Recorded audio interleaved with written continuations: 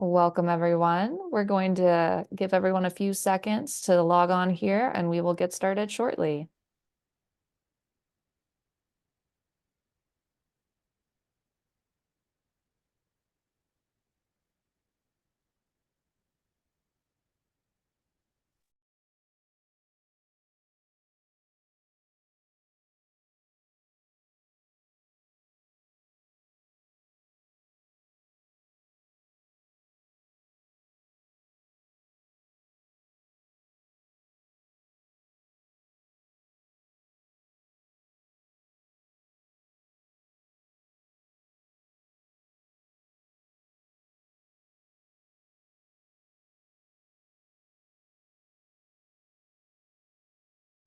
Okay, well, we're going to go ahead and get started. Thank you, everyone, for being with us today. We're honored that we are a trusted source for information on federal EV tax credits.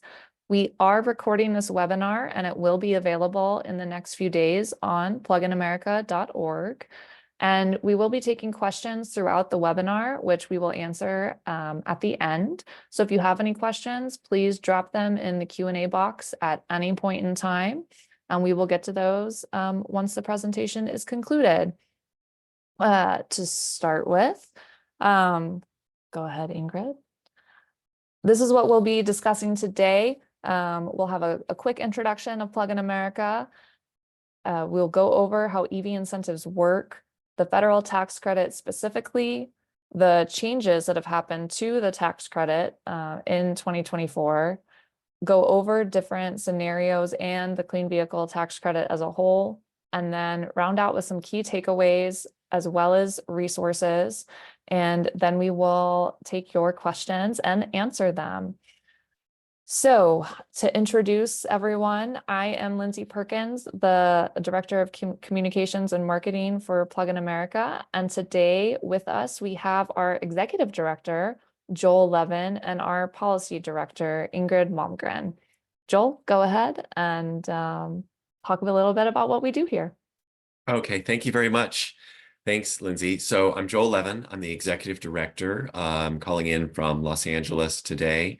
And I just wanted to welcome everybody. So if you're not familiar with us, Plug in America is the national consumer voice for electric vehicles and the National Association of EV Drivers.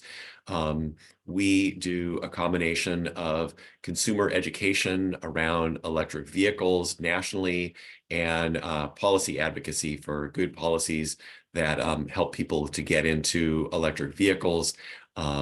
You may be familiar with National Drive Electric Week, Drive Electric Earth Month, plugstar.com, our consumer shopping tool.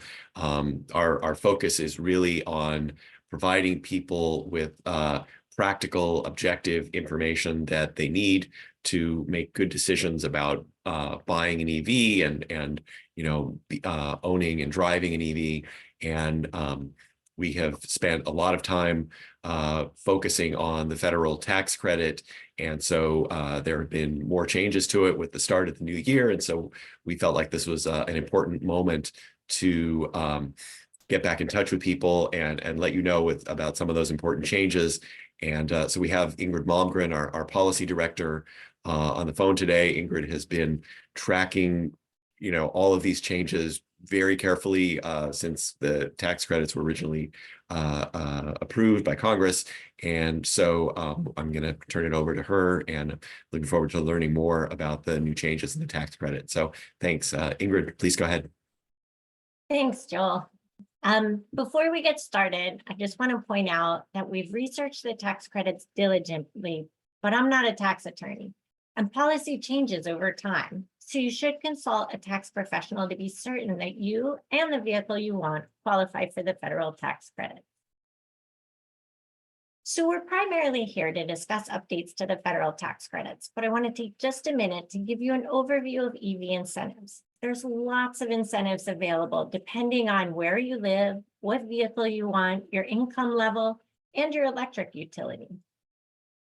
Federal EV tax credits are available throughout the entire country and U.S. territories. State incentives are offered by individual states to promote EVs. These can be tax credits, but they can also be cash rebates, sales tax exemptions, charger rebates, and access to HOV lanes. So within each state, there are multiple utilities or electricity providers. There are around 3,000 individual utilities in the United States. Even if the state you live in doesn't offer EV incentives, your electric utility may. These incentives can be a cash rebate on an EV or a home charging station. They could be a credit toward your electric bill, and some utilities offer discounted EV charging. So it's worth checking with your electric utility to see if they are offering EV or charging incentives before you buy. The best thing about these incentives is that in many cases, they can be layered or stacked like a cake. Not only can you get the federal tax credit, but you can maybe also get a state and utility incentives. Altogether, you can save a lot of money. So be sure to check with your state and local utility before you purchase or lease an EV, and make sure that you are getting all the incentives available to you. Okay, now let's dive into the federal tax credits. Federal tax credits were first introduced in 2008. In 2022, the Inflation Reduction Act renewed the tax credit for new clean vehicles, but also added tax credits for used and commercial vehicles. So now we've got 3 types of EV tax credits: new, used, and commercial.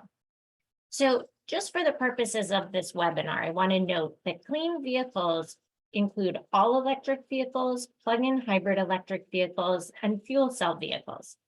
But for this webinar, I'm going to focus primarily on electric vehicles and plug-in hybrid electric vehicles. I'll refer to both of these simply as EVs. So let's start with the changes to the tax credits. There are 2 big changes to the tax credits for 2024. These include the foreign entity of concern rule, which applies only to the new clean vehicle tax credit. The second big change is tax credit transferability. This applies to new clean vehicles and used clean vehicles. So back to the first big change, the foreign entities of concern rule. Beginning this year in 2024, if a battery in an electric vehicle has any components manufactured in a foreign entity of concern, it is not eligible for the new clean vehicle tax credit. Foreign entities of concern include Russia, North Korea, Iran, and China. The purpose of this rule is to make sure that the federal government is no longer incentivizing vehicles with potentially risky supply chains.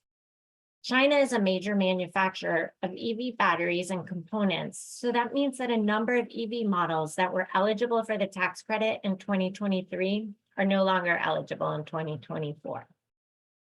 So a quick side note is that at least one manufacturer is lowering the price of their EVs until their credits are in compliance with this rule.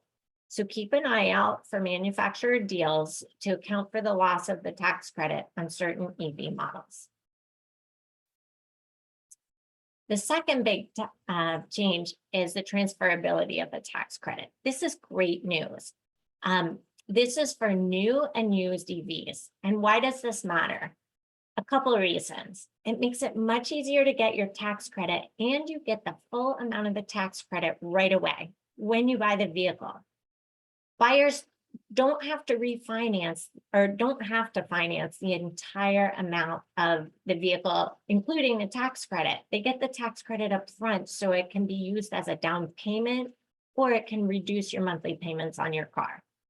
Plus, buyers no longer need to have tax liability in order to get the tax credit. Over 9,000 dealers have signed up to participate in this program, so be sure to check online or ask your local dealer about it. So let's talk about the types of tax credits in a little more depth. New clean vehicle tax credit is either $3,750 or $7,500 based on the battery component and mineral sourcing.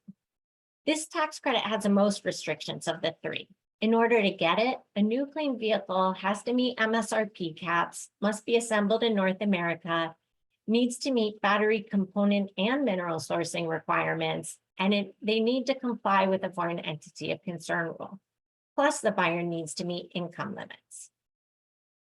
The used EV tax credit has some restrictions, but used EVs do not need to meet the sourcing requirements. No final assembly, no battery component sourcing, no mineral sourcing, and no foreign entities of concern rule. As a result, there are many more models of used EVs that qualify for the tax credit. Commercial clean vehicles have even fewer restrictions and some interesting applications, including that they are used for fleets and consumer leases. So let's walk through the consumer experience for these different tax credits so you know which tax credit's the right one for you and what to expect from these tax credits, what to expect in using these tax credits when you're shopping for an EV.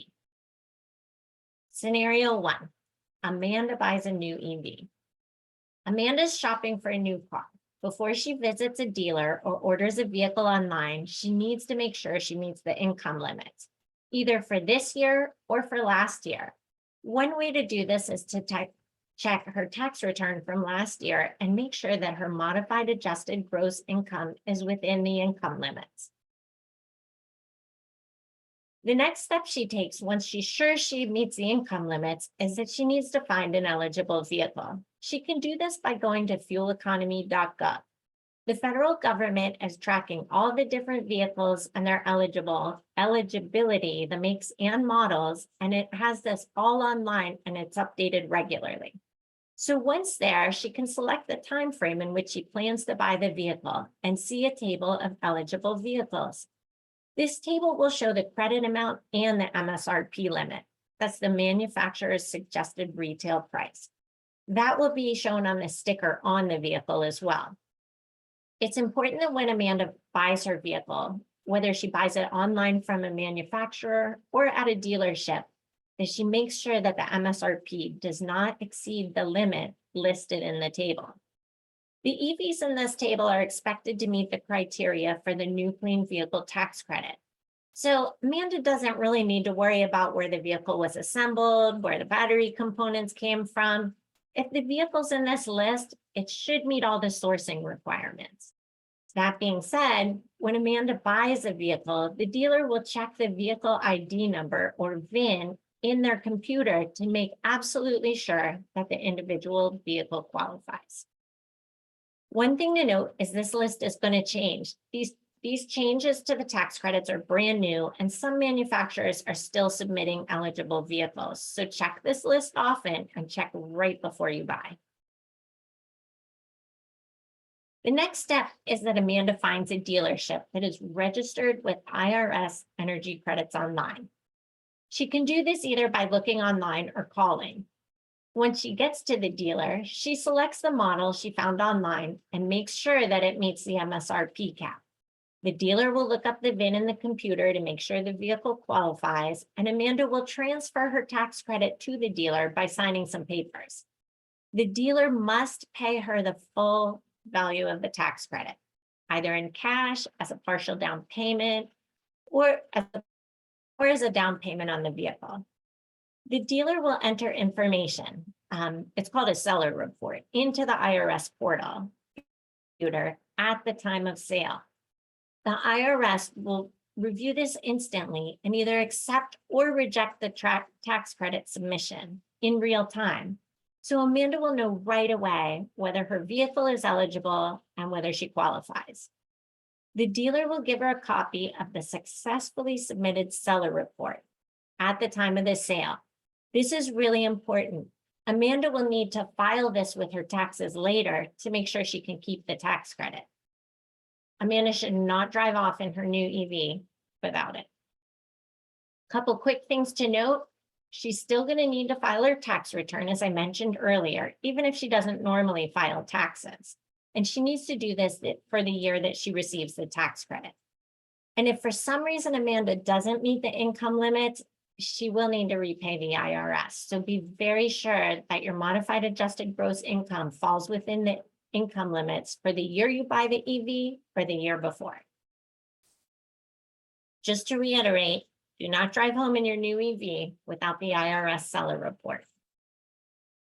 A few more things to know. Amanda does not need to transfer her tax credit to the dealer. she can wait and file her tax returns later and get it that way.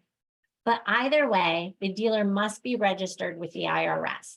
And Amanda will still need that copy of the successfully submitted seller report. The dealer needs to log into the portal to make sure that the individual vehicle that she is buying qualifies for the tax credit. Amanda also needs to keep her car 30 days. This just demonstrates that she bought it for personal use and that she's not intending to resell it. Amanda can transfer 2 tax credits each year. This can be 2 new clean vehicle tax credits or 1 new and 1 used. So let's talk about the used clean vehicle tax credits. In scenario 2, we have Bob and Cynthia who are buying a used EV. So Bob and Cynthia want to buy a used EV. They thought about buying one from a friend, but they want to take advantage of the used EV tax credit, which they can only use if they buy from a dealer that is registered with the IRS. They call ahead and make sure the dealer is registered. Like Amanda, Bob and Cynthia's first step is making sure they meet the income cap. Bob and Cynthia file their taxes jointly, so they need to make less than $150,000 a year combined. Once they check their tax return from last year, or if they know they won't exceed that income cap this year, they head to fueleconomy.gov to identify which used EVs are eligible. The website will show which used vehicles are eligible for the tax credit and which years of those vehicles are eligible. The website should be used as a reference when shopping for an EV. There's a lot of eligible used EVs available. At the dealership, Bob and Cynthia look for an EV that's at least 2 years old, since the EV needs to be at least 2 model years earlier than the current model year. They also look for a used EV priced at or under $25,000. This includes delivery charges, is after any other incentives are applied, but it doesn't include taxes and fees required by law. They know that as buyers, they are eligible to get the used EV tax credit once every 3 years. So they find a good deal on an eligible used EV that they like a lot, and they decide to buy it. Bob and Cynthia talk with the dealer who logs into the IRS Energy Credit portal to check the VIN of the EV and make sure that a tax credit has never been issued for it. A used EV can only get the tax credit once. Because it's transferable, again, they can get it instantly, just like Amanda did. They go through a similar process with the dealer that Amanda did. They get the full amount of the tax credit right up front, and they sign the papers to sign it over to the dealer. They get it right up front, the full amount, and they will also still need to file a tax return. So the dealer should give them a copy of the submitted time of sale report from IRS Energy Credits Online, just like Amanda did. They need to have this report in order to file their taxes next year. Commercial clean vehicle tax credits. Scenario 3, the local community center is looking to replace its fleet. So they're a nonprofit and they want to reduce their fuel expenses and reduce emissions. So they're looking to purchase a fleet of vans to bring local kids on field trips and to take seniors in the community on outings. Even though the community center is tax exempt because it's a nonprofit, it can receive the commercial clean vehicle tax credit using a direct pay option. The community center begins its shopping journey by registering with the IRS on its website for the elective payment option. The commercial clean vehicle tax credit doesn't have as many rules as the new EV tax credit. The vehicles must be used for business purposes. They can't be used for personal vehicles.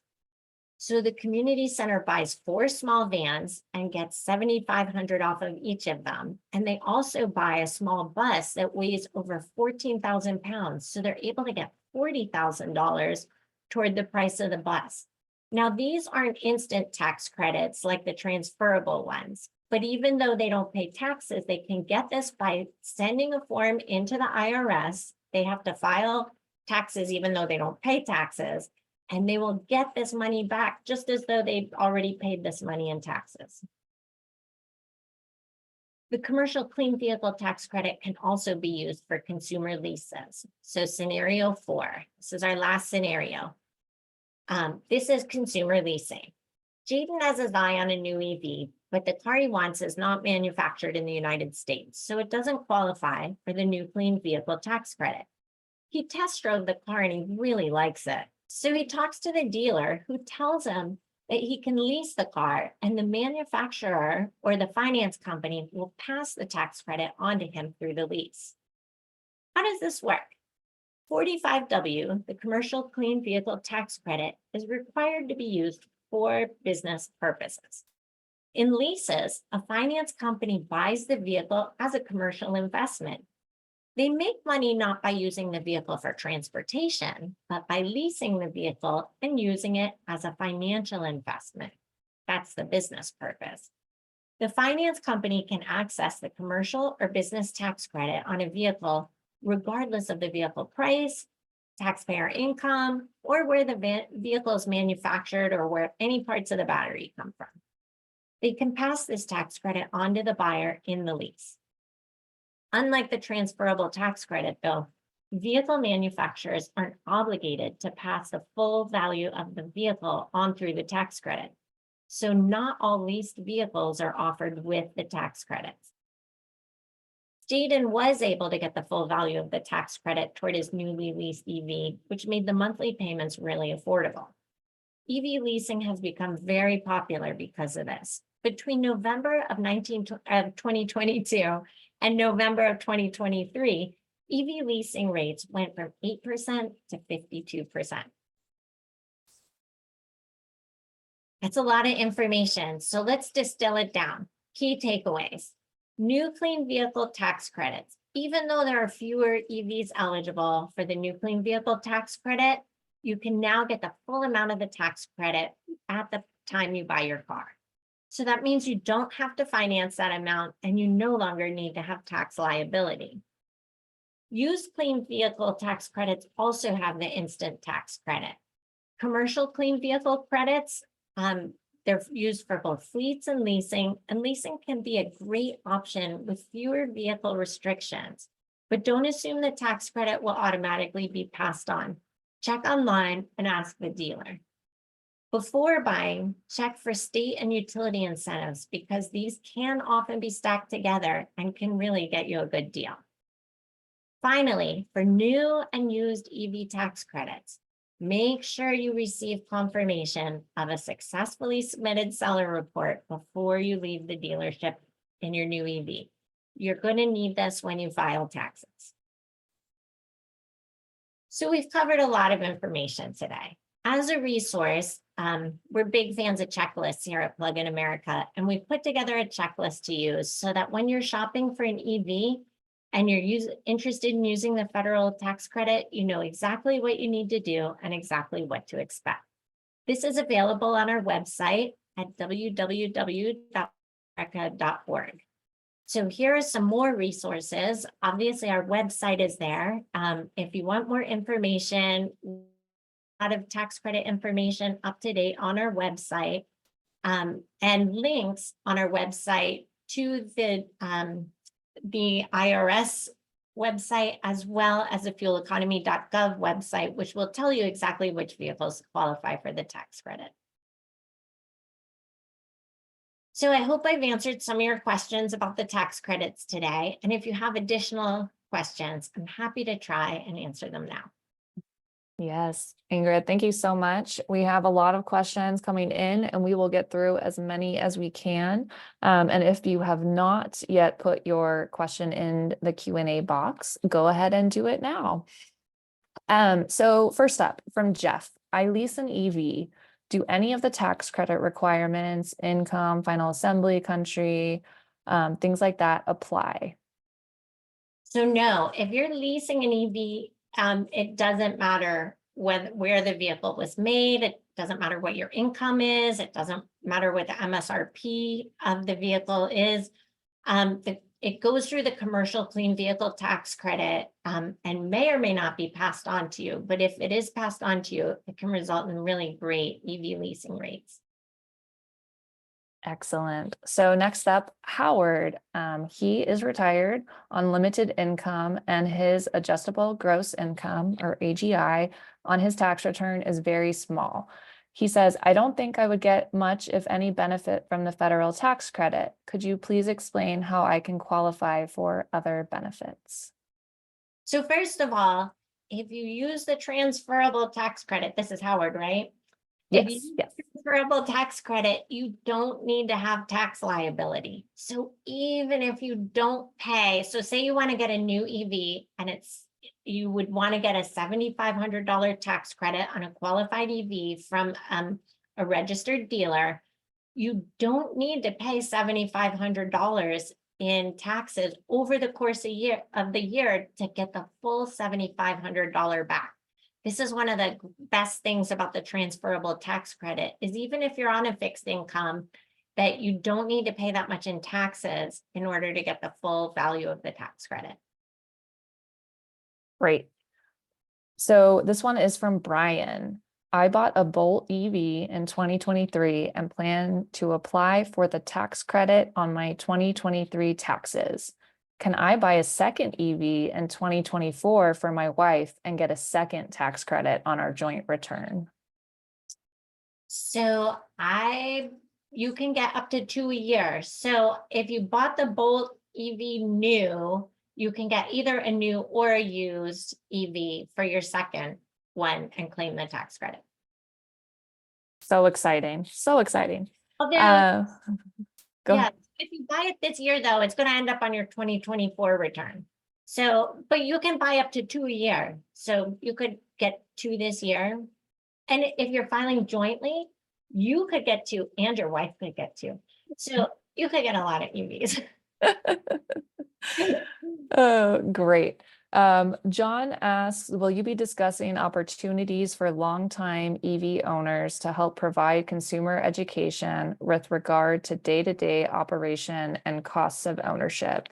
And I will go ahead and take this one. We have some big consumer education campaigns coming up, so we will hopefully be able to provide you with even more materials and collateral to distribute to people that you know, hopefully some videos, some checklists, that kind of thing. So please check our website. We also have 2 national campaigns each year, National Drive Electric Week, which is in the fall, and Drive Electric Earth Day. It will be moving forward, Drive Electric Earth Month, where you can volunteer to talk to people in person. And all of the details about those will be on pluginamerica.org, as well as in our emails. So if you would like to stay in the know with everything that we're doing, please sign up for our email list, which you can do on our website. Then another person asked, is there any way to search for a dealer that is already signed up with the IRS?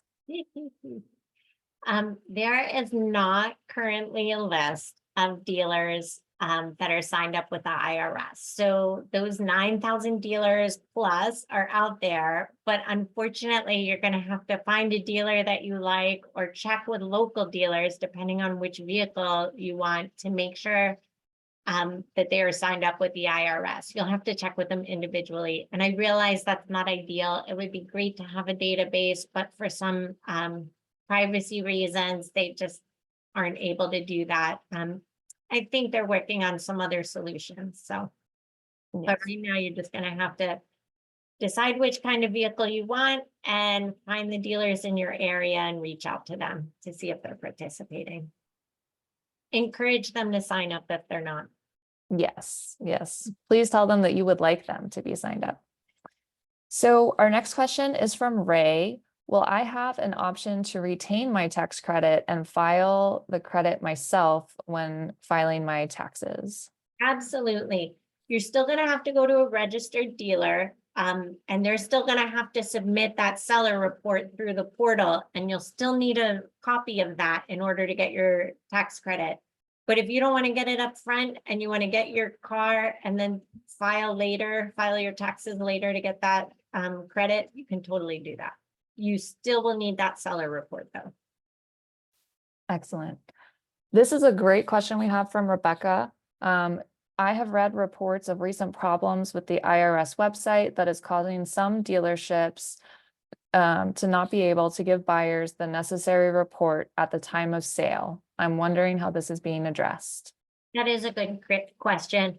So right now, what the IRS is doing, I believe it's only until the 16th. So if you are buying an EV in the next 5 days, this will pertain to you. The IRS is allowing dealers to do the old route that they did that allowed them a few days to submit the seller report. And then you'd have to get it from them once they are able to successfully submit it. That only goes until the 16th. It's just to sort of help with some current glitches and get everybody up to speed on the process. Yes. Okay, and then Alex asked, does Carvana count as a dealership? That is a good question. If they register with the IRS, which it would be in their best interest to do, then it would. I can tell you that the manufacturers that sell directly to consumers also count as dealerships. So in those cases, you would do this all online. Great. So then Howard asks, do any of the tax credits, rebates, etc., apply to leased vehicles, and are they transferable? So the answer about transferability is no. Leased vehicles, the way leased vehicles work is that they go through the commercial EV tax credit, and the tax credit actually goes to the finance company. Now they can pass the entire amount of the tax credit on to you, or maybe part of it, or maybe not at all. So it's really up to them, and you need to ask at your dealer when you go to lease a vehicle if they're passing on. A lot of the manufacturers are advertising this. So you can go online and see the vehicle and it'll say, you know, $7,500 federal tax credit included in lease or something along those lines. So if you're interested in leasing, look for, when you find your vehicle, try to make sure that you can get that tax credit passed on in the lease. Sometimes they can apply it as your down payment. Yes. So John asks, when the lease expires on my 2021 Bolt EV, will I be eligible to receive the used vehicle tax credit if I choose the purchase option at lease end? So this is a great question. If the vehicle is under $25,000, because remember, it has to meet some other criteria, and you qualify for the used EV tax credit income limit, I haven't seen anything that prohibits this, because the initial recipient of the tax credit is the finance company.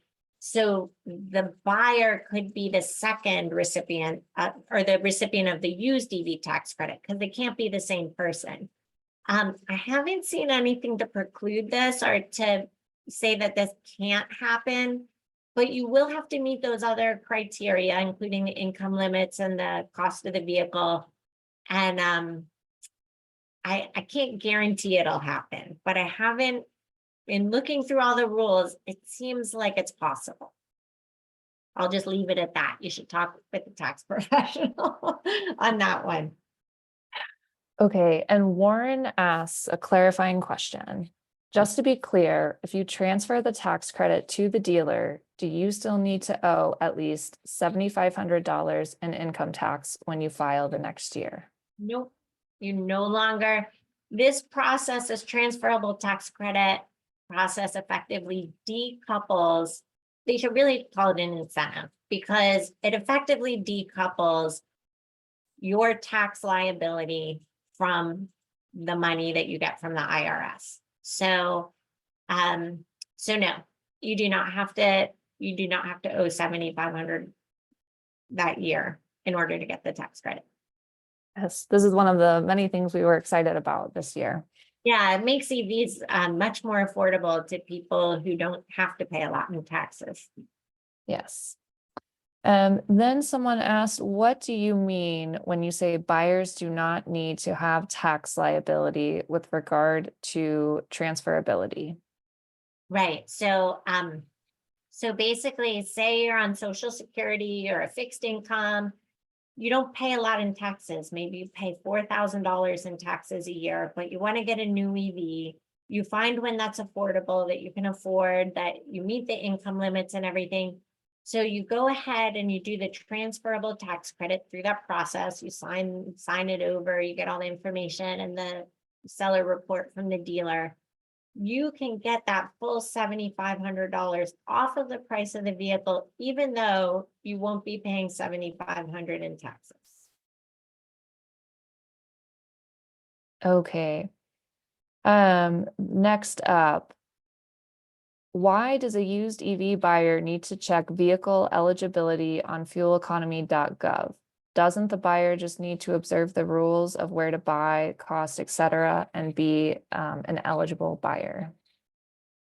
So that's a great question. I think that the vast majority of vehicles that would be eligible are on fueleconomy.gov. I know for a while there were a few manufacturers that hadn't gone through the process. My only thinking in that is that vehicles, all clean vehicles eligible for the tax credit, new, used, and commercial, all have to be made by a manufacturer that is registered with the IRS. So if for some reason, some manufacturer that was manufacturing EVs a few years ago was not registered with the IRS, they would not be eligible. It's called, the term they use is qualified manufacturer. So, yeah, if I'm not sure what to tell you if you want to buy a vehicle that's not on that list, but I think most used EVs should be on that. Okay. And then Chris has a question about dealers. Does the dealer need to be registered with the federal government in order to use the 45W customer leasing? So I guess no, they don't, because there are dealers that work that sell cars for manufacturers that are not qualified manufacturers because they don't manufacture the cars in the United States, but the lease can still be passed on through the finance company. So it would be the finance company that would have to go through the process of making sure that they're eligible to get these tax credits. But no, they don't need to be. Okay. And then David wants to know if all of this applies to Tesla. Yep, it does. If you go on fueleconomy.gov, you'll see that some of their models, because of the batteries that they have in the vehicles, some of the models are no longer for the tax credit. I do believe that they are passing on the tax credit in leases, but you'd have to check on their website and pretty clearly illustrate, and go to fueleconomy.gov and you'll be able to see exactly which vehicles are eligible. And they should be able to do the transferable tax credit. Excellent. Josh asks, he might have missed it, but please talk about plug-in hybrid electric vehicles and how or if they are covered by the tax credit. So they are, for most cases, they're generally covered exactly the same way that a battery electric vehicle would. As far as leases are concerned, let me just quickly, I can go back a few slides if you hang on a second.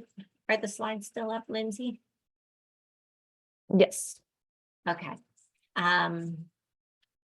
So whoop, not that slide. Sorry, guys. Let's see.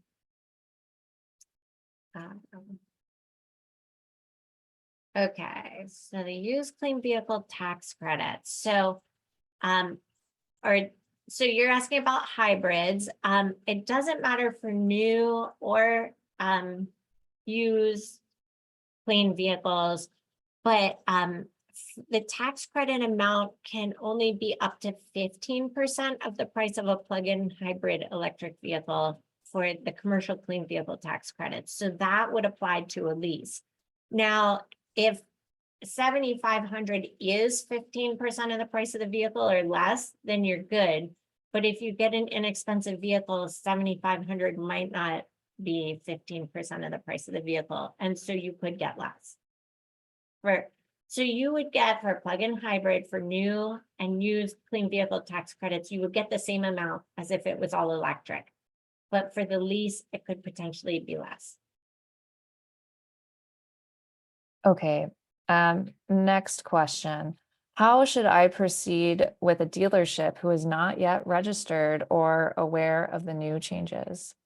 Yeah, so I would encourage them and also send them to fueleconomy.gov. Send them to the IRS page, and they have videos and they have all kinds of information to help dealers. It's a pretty straightforward process getting registered as a dealer. So I would encourage them, or maybe take your business elsewhere. It's certainly worth the savings. Yes, and Brody does sell used EVs, and his question is the instant EV used tax credit new for 2024? It is. It is. So Brody, get your dealership signed up. Get registered with the IRS, because when it comes down to it, if a dealership is offering the instant tax credit or not offering the tax credit at all, I mean, it's going to be a pretty clear choice for consumers. Yeah. Okay, someone's asking, can you explain the statement, a used EV is only eligible for a tax credit once? And then after that, the follow-up is, what if the original owner used a tax credit? Okay, so the used EV, so I'll answer the second part of the question first. A used EV is only eligible for a used EV tax credit once. They can't get the used EV tax credit after they've gotten the new EV tax credit. So for example, if somebody buys a vehicle, gets the new tax credit, and then decides to sell the vehicle several years down the road, and the vehicle qualifies for the used EV tax credit, that means it's $25,000 or less, that it meets all the other criteria, then that vehicle can also get the used EV tax credit. Now, if that person goes to sell the vehicle, they cannot, or if, at a dealer, through a dealership, it cannot get the used EV tax credit twice. So it can only get the used EV tax credit once. There is new guidance out that's really challenging, and I won't talk much about it because we're hoping that it'll be clarified a little going forward. But unfortunately, and as the case may be, a used EV can only get the tax credit once. So they can get it once as a new vehicle and once as a used vehicle. Did I say that right? New, yeah. Yes. That's the question. And we have a lot of people asking where, when, how can you get this presentation or the slides? We will put them on our website under the Federal EV Tax Credit Hub. So if you go to our website, you can click on Learn and then Federal EV Tax Credits, and it will be on the page for vehicles delivered on or after January 1st, 2024. And we will have this video and the slides. So we will have that information up, we hope, within 24 hours, because we know that you're eager to see this information and be able to digest it, because it is a lot to take in. And share it with your friends. Yes, please share it. Please share it. Okay, next question. Could you please go over the used EV tax credit information? Could you go back to those slides so people can see the different qualifications?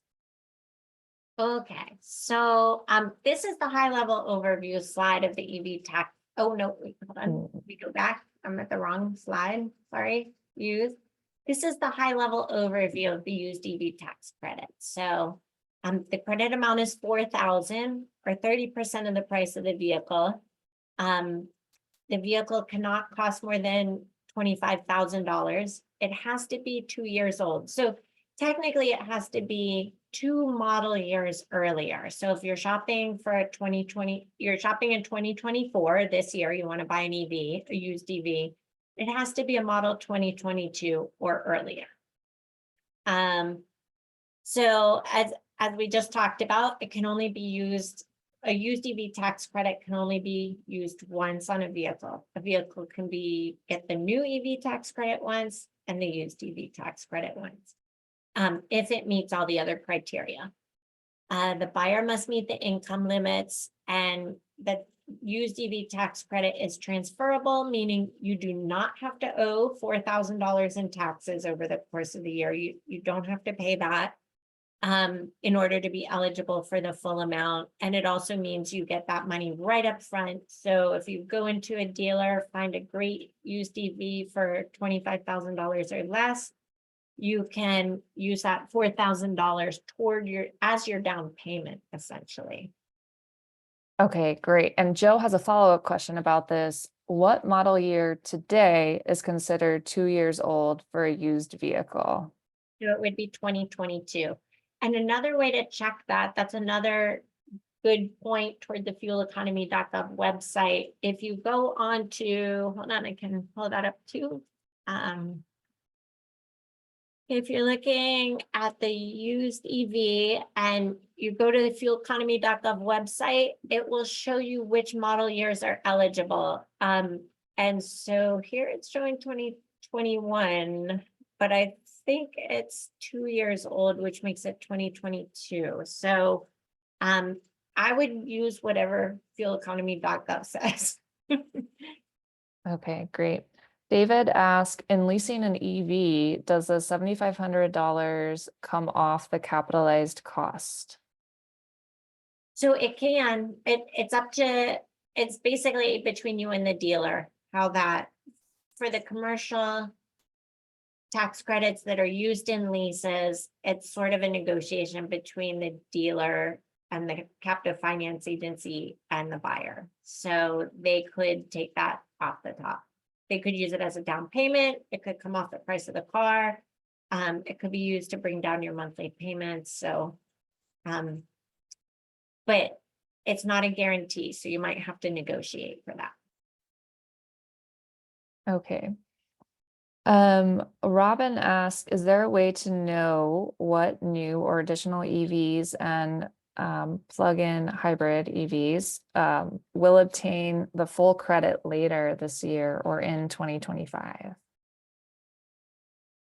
So I think I would say that I would just pay attention to the news, because a lot of the manufacturers are indicating that they have vehicles that will soon become available. They're changing sourcing for battery components that will put a vehicle in compliance. So I think you can pay attention to the news and you'll get some hints, but until it shows up on the fueleconomy.gov website, I wouldn't go shopping for that vehicle if you want the tax credit. Okay. And then Michael asked, do plug-in hybrids qualify for these tax credits with purchases or leases?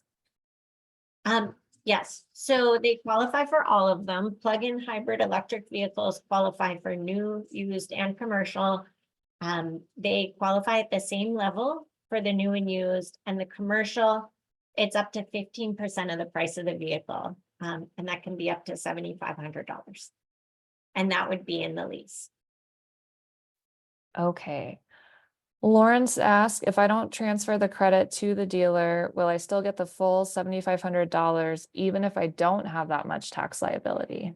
So I would think probably not. One of the big advantages of the transferability is that it separates out from the actual tax liability of the buyer.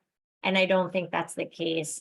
Up until now, if you file your taxes and you don't pay as much in taxes, you only get as much as you pay in the tax credit. So I think you do need to participate in the transferable tax credit in order to not have to have that amount of tax liability. Okay, great. And then just because we're getting a lot of questions about used vehicles, I'll go ahead and ask this one from John. Is a vehicle eligible for a used credit if it previously received the new credit? Yes. So it has to meet the other criteria. It has to be at least it has to be at least 2 model years earlier. It has to be under $25,000, and the buyer would need to meet the income limits. Okay, great. Melissa asks, how do you request a transferable tax credit from Tesla?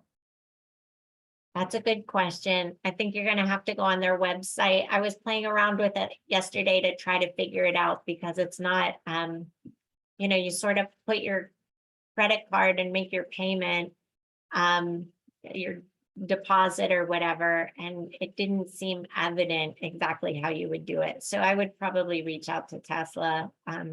I imagine there's contact information on their website to find out how to do that.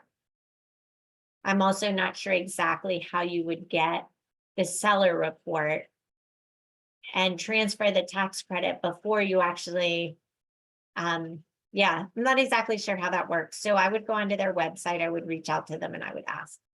They certainly sell enough EVs, so they should have this down. Yes.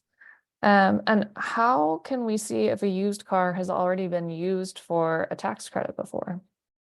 So the only way to do it is for the dealer to actually, at this point, now there may become, they may put together this massive database that you can do a VIN lookup online without going to a dealer. But at this point, you would have to go to a registered dealer who has the vehicle, and they would have to look up the VIN in their portal, in their tax credit portal.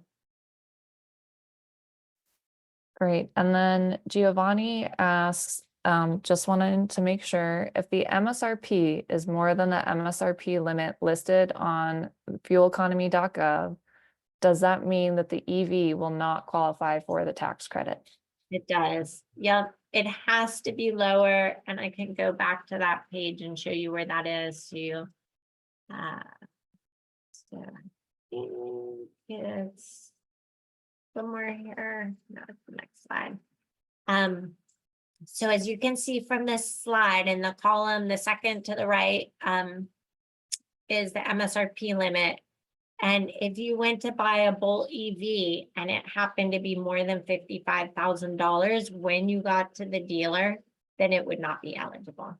So the MSRP limit in this column shows what the limit is, not what the vehicle costs. So when you get to the dealer, you need to make sure that whatever the MSRP that the dealer provides you with is less than that number.